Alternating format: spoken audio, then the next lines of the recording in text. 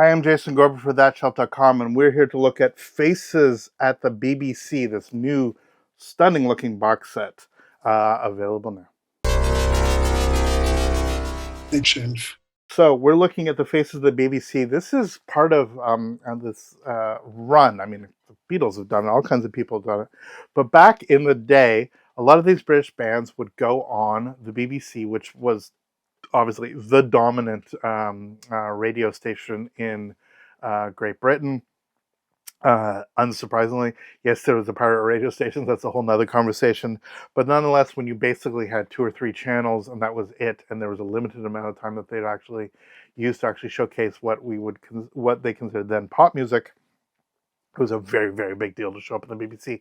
And one of the great things about it is that they were neurotic about recording in good quality, but also the bands would actually put an extra effort in because they knew that these unique live performances would go out to a tremendous number of listeners. So many of these have been bootlegged in the past and other elements, but what's really fantastic about it is that this gives a real, almost documentary-like vision of what a particular band is at a particular time. The Faces, I mean, they were a very, very big deal at the time. I think that a lot of people correlate members of this band with other bands, if that makes any sense. As it says on the back, it's really helpful here. We have Kenny Jones, Ronnie Lane, Ian McLaughlin, Rod Stewart, and Ronnie Wood. A lot of people know Ronnie Wood from Rolling Stones. A lot of people know Rod Stewart from his solo stuff. People, Kenny Jones, obviously, drummer, went on to sub in, as it were, for Keith Moon. Ryan Lane did a bunch of stuff with Pete Townsend. I believe Ian McLaughlin ended up working with Paul McCartney, but I get very confused about them. Point is, these are all big deal guys. But I love the Faces. It's such a phenomenal, phenomenal band. They had some incredible stuff. It was yet another example that, ye old Andrew Hickey that I've mentioned too many times on the site, but has this running joke about Rod Stewart about how many bands he's being kicked out of.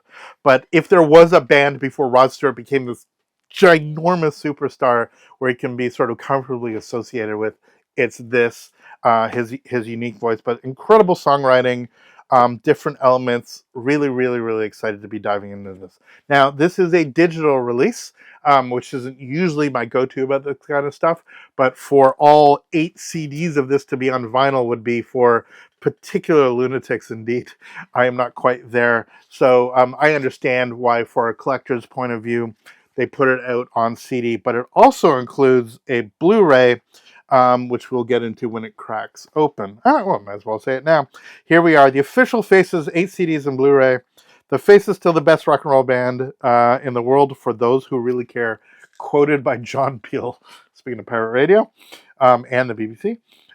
Every Faces BBC concert and rare BBC sessions, newly remastered.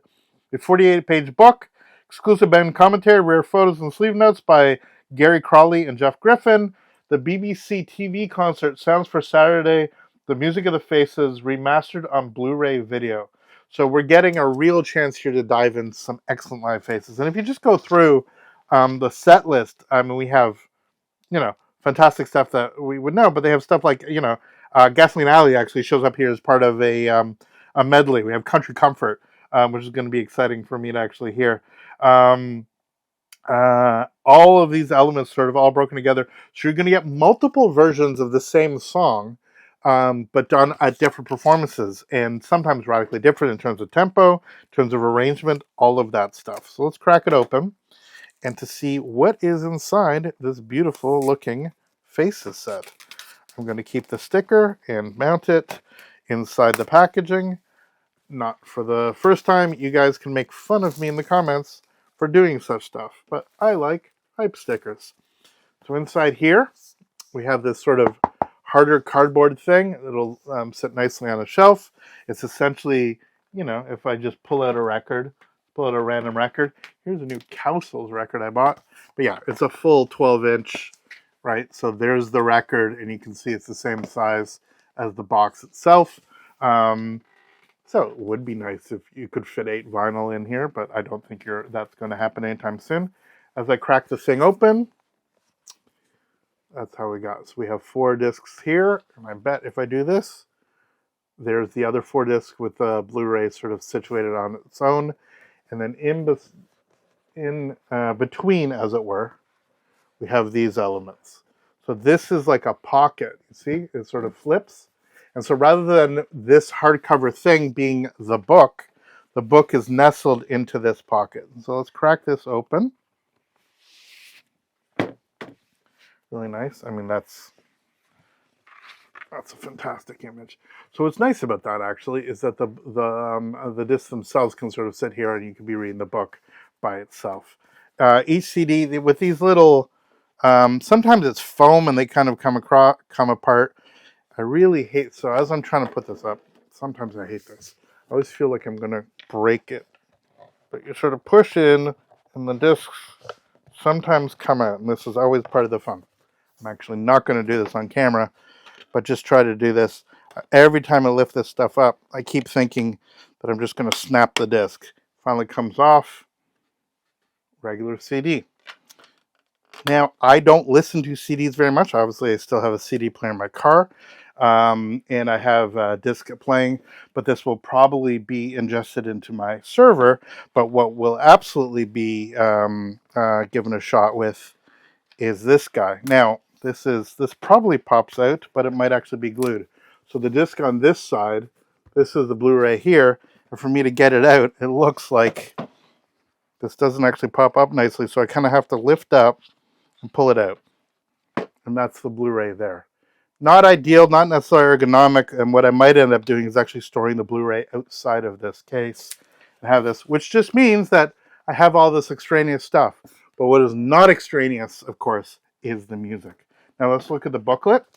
There's a smiling cover of a whole bunch of good old rock and roll stars at their prime, reminding you who's actually in the faces. Trying to get this so the glare isn't so bad with images. And then inside here, yeah, we have lots and lots of detailed information about the band, about their time at the BBC, etc. Set lists, new photographs, and then a breakdown of all the mastering and all of those different elements. All in one case, produced by Rob Kager, restoration and mastering by Nick Robinson mastering in London.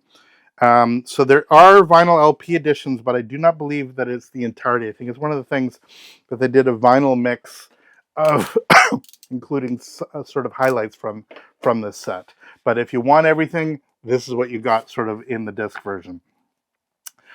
So here we are. There's our initial look, sort of breaking into the set of the Faces of the BBC. I'm looking forward to digging into this. I'm not the biggest fan of this kind of, the packaging looks amazing, but pulling the discs in and out isn't ideal. Same thing here. It'd be nice if this sort of was a slightly more ergonomic envelope. You just never want to be sort of in the position of having to force out the discs. It's not ideal. But the packaging itself looks lovely. I think anybody who's a giant fan of this band is absolutely going to indulge in adding this to their collection. Faces of the BBC for your viewing and listening pleasure. For thatshelf.com, I'm Jason Gorber. Thank you so much for watching. Please follow us on social media, subscribe, click the bell, all that stuff, and we will see you next video. All the best. Take care.